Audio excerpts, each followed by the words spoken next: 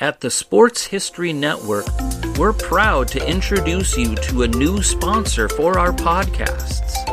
It's Winfield Apparel, your premium collegiate apparel brand right out of Indianapolis.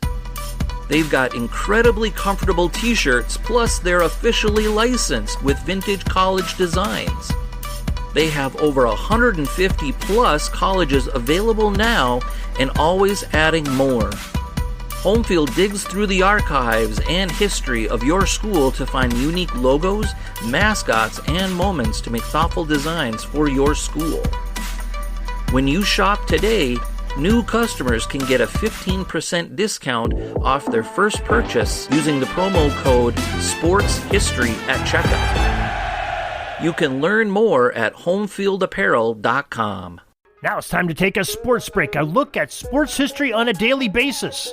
Hello, my friends of sports history. This is Darren Hayes of the Sports Jersey Dispatch podcast. Welcome once again to the Pig Pen, your portal for all things great in sports history, and your sports break for the September 24th, where we are going to talk about some of the greatest events that's happened on this date, the athletes that performed them, and try to tie in their uniform numbers, because after all, this is the Jersey Dispatch podcast. So before we get into that, make sure that you know everything that's happening on jerseydispatch.com, pigskindispatch.com, both the podcast and our audio drama, Orville Mulligan Sports Writer. We have a daily newsletter coming out to tell you everything that's dropping by. We're going to be incorporating more and more into that. We're celebrating some of the birthdays of Hall of Famers and some of the legends of the games that we all love to keep in tune with. So make sure you join that. This very podcast, go to the show notes, and there's a link there to get you, or you can go to either one of the websites, pigskindispatch.com or jerseydispatch.com. Now, the uniform numbers we'll talk about today for the September 24th are numbers 16, 25, 12, 6, 18, 49, 14, 3, 24, and number 32. It all starts off in the year 1903, September 24th. Bill Bradley became the first Cleveland professional baseball player. He played with the Cleveland Naps to hit for the cycle. The single, the double, the triple, and a home run all in one game. September 24th, 1906, St. Louis Cardinals, Stoney McGlynn ends up throwing a no-hitter against the Brooklyn Dodgers in a 1-1 tie in 7 innings. Must have been shortened by some weather. September 24th, 1908, Robert B. Rhodes became the first Cleveland pitcher, also with the Cleveland Naps, to toss a no-hitter against Boston in a 2-1 Cleveland Naps victory over the Red Sox. September 24th, 1919, the Boston Red Sox slugger Babe Ruth sets an MLB season home run record at 28 off of Yankee Bob Shockey in a 2-1 loss at the Polo Grounds in New York City. Many people forget that Babe Ruth was a member of the Boston Red Sox for over 6 years. And doing this against his future team, the Yankees, is kind of interesting. Think about that. That's at the end of the season, 1919. It happened January 5th, 1920, that the Yankees ended up purchasing the rights to Babe Ruth from Boston, who was struggling a little bit financially, could use the cash. I believe it was like $125,000, and Babe Ruth became a New York Yankee. So a little bit of foreshadowing there, maybe with this game. September 24th, 1920, future Baseball Hall of Fame slugger Babe Ruth, as we're talking about, good segue, he became the first to hit 50 home runs in an MLB season with a first-inning blast off of Jose Acosta in a 2-1 loss to the Washington Senators. September 24th, 1922, St. Louis Cardinals future Baseball Hall of Fame infielder Rogers Hornby set a National League home run mark at 42. September 24th, 1929, New York Yankee pitcher number 16, Tom Zachary, ended the season with a 12 wins and 0 loss record, the most pitching wins without a loss in one season.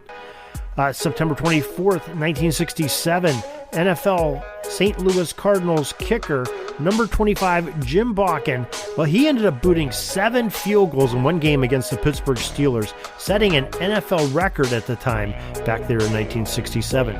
September 24th, 1972, the New York Jets quarterback number 12, Joe Namath, Broadway Joe. Well, he passed for 6 touchdowns versus the Baltimore Colts on his day, and they ended up winning the game, did the Jets, 44-34 over the rivals.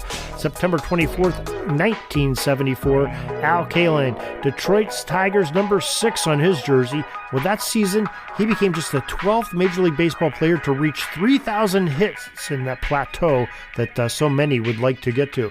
September 24th, 1977, Ken Hinton, number 18 of the Canadian Football League's British Columbia Lions, returned a punt, get this, 130 yards. Remember, the field for the Canadian football is much longer. They have a 55-yard line, 110 yards between the end zones, where you have the 10-yard end zone. He must have been right back by the end line and took it the distance, did Mr. Ken Hinton. September 24th, 1978, Ron Guidry, number 49 of the Yankees, earned a win over the Cleveland Indians 4-0, raising his record to 23-3 on the season with an ERA of, get this, 1.74. Pretty good pitching there. September 24th, 1979, Pete Rose, number 14, when he reached 200 hits in a season for the 10th time in his career. September 24th, 1983, the Atlanta Braves' Dale Murphy, number 3, became the 6th to hit 30 home runs and steal 30 bases in a season. No small accomplishment there. September 24th, 1985, Montreal Expos' Andre Dawson, number 24. We've been talking a lot about him the last few days. Well, he became the 9th to get 6 RBIs in an inning, which was the 5th inning of the game that he played that day with the Expos. And he joined Willie McCovey as the only other ones to hit 2 home runs in an inning twice in his career. September 24th, 1992, John Jahad, number 32, tied a record for 11, along with his teammates, of stealing the bases, set a new record against the Brewers that day, or with the Brewers that day, I'm sorry. And September 24th, 1992, Toronto's Dave Winfield, number 32, at the age of 40, became the oldest player in MLB history to reach 100 RBIs in a season. Quite an accomplishment there. Quite a bit of great history for September 24th. Glad you could join us. Hope that you would join us each and every day for some more great sports history here, both on Sports Jersey Dispatch podcast and on Pigskin Dispatch. Also, here, we have that newsletter like we told you, and we also support and are members of the sportshistorynetwork.com. Our podcasts are on there, as well as there's 28 other podcasters just bringing you some great insight on all different sports, all different genres, all different decades and eras, with some very insightful experts to tell you about sports history. It's always good information. It's always relevant. It's history. So make sure you join in there. It's family friendly and thousands of hours as well to listen to. You can never run out of topics to hear. So until tomorrow, everybody, have a great sports history day. Sorry, but my pitching coach just called timeout and he's coming out to the mound. I think I'm going to get yanked for a reliever. We'll see you back tomorrow for some more great sports history on Sports Jersey Dispatch Podcast. We invite you to check out our websites, jerseydispatch.com and pigskindispatch.com. Not only see the daily sports history, but to experience the preservation of great events and people that play the games. Find us on Pigskin Dispatch. It's also on social media outlets of Facebook, Twitter, Instagram, and don't forget the Pigskin Dispatch YouTube channel to get all your daily sports history. Pigskin Dispatch is happy to be associated with the Sports History Network, the sports headquarters of yesteryear, found at sportshistorynetwork.com. This podcast is part of the Sports History Network, your headquarters for the yesteryear of your favorite sport. You can learn more at sportshistorynetwork.com.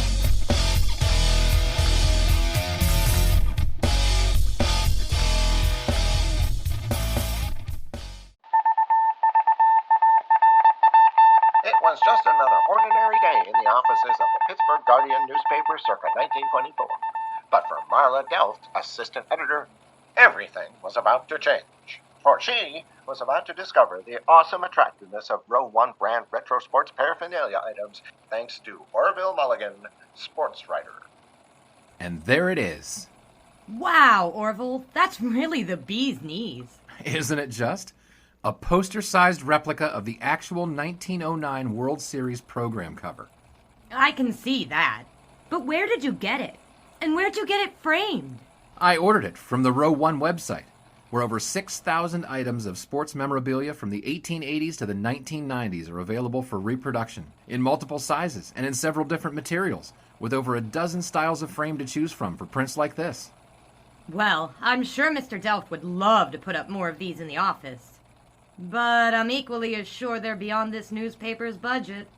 Not at all, my dear Marla. See for yourself. Go to sportshistorynetwork.com/row1. sportshistorynetwork.com/row1. Oh my, these are good prices. Oh, and look at this stuff. Oklahoma-Nebraska football, college basketball art, Michael Jordan items. And so it retro was that sports Marla Delft advertisement discovered the flowers. splendiferous magic of Row 1 sports memorabilia, arts, and prints. You can too by visiting sportshistorynetwork.com/row1. That's ROW1 today for access to the full Row 1 catalog of gallery prints and gifts like t-shirts, long-sleeve shirts, telephone cases, coffee mugs, blankets, pillows, towels, and even shower curtains. Act today for a 15% discount off all prints with coupon code SHN15 and 20% off all other items with coupon code SHN20 at checkout. And keep your dial locked to the Sports History Network for the exciting chronicles of the 1920 sports world in Orville Mulligan, Sports Writer. Coming soon.